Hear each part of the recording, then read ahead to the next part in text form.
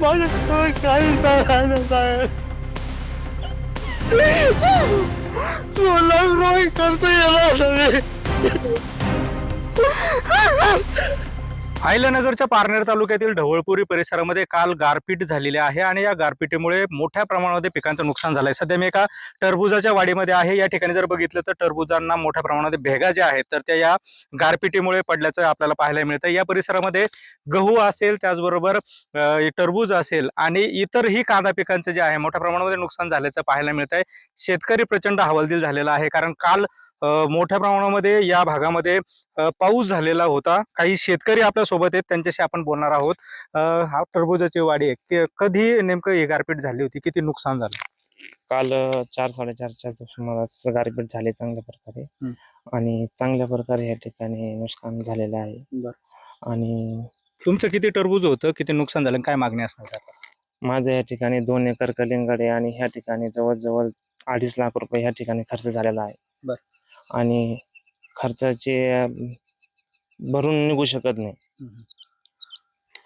इतरही पिकांचं नुकसान झालेलं आहे. कुठल्या पिकांचं नुकसान झालंय कालच्या कालच्या गारपीटमध्ये कांदा पीक, गहू, कलिंगड आणि इतर आहे गहू एवढं पिकात भरपूर नुकसान झाले, भरपूर प्रचंड नुकसान झालेलं आहे. थोडंसं नाही झालं, चांगल्या पैकी. आणि अजूनही कांदे निगडीत केलं पाणी काय काय ठिकाणी एवढं पाणी झालं. शासनाची आमची एवढीच मागणी आहे का त्यांनी आमच्या पंचनामे तातडीने करून घ्यावं, एवढीच आमची मागणी आहे.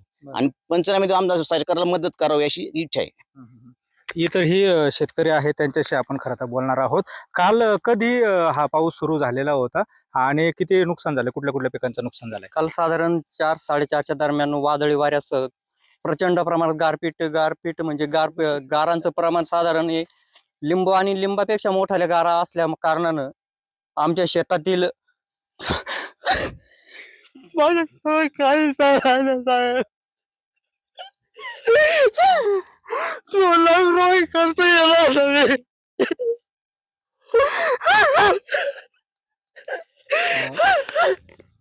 अक्षरशः काय मागणी असणार आहे सरकारकडे तुमची? सर्वसामान्य शेतकरी आम्ही साहेब. शासनाला आमची एवढीच मागणी आहे साहेब. निदान आमची लेकरं बाळ उघड्यावर एवढीच अपेक्षा आहे शासनाकडे प्रामाणिकपणानं. आमच्या शेतात काहीच नाही राहिलं. वाटाणा होता साहेब, आज उद्या तोडणी चालू करणार होतो, पण काहीच नाही राहिली. शेंग सुद्धा पाण्याबरोबर वाहून गेली. कार्याला 5 सुद्धा राहिली साहेब. आपण जर बघितलं तर शेतकऱ्यांच्या डोळ्यामध्ये जे आहे तर अश्रू पाहायला मिळत आहे, कारण काल मोठ्या प्रमाणामध्ये गारपीट जी आहे तर ती झालेली आहे आणि या भागामध्ये प्रचंड असं नुकसान झालेलं पाहायला मिळत आहे.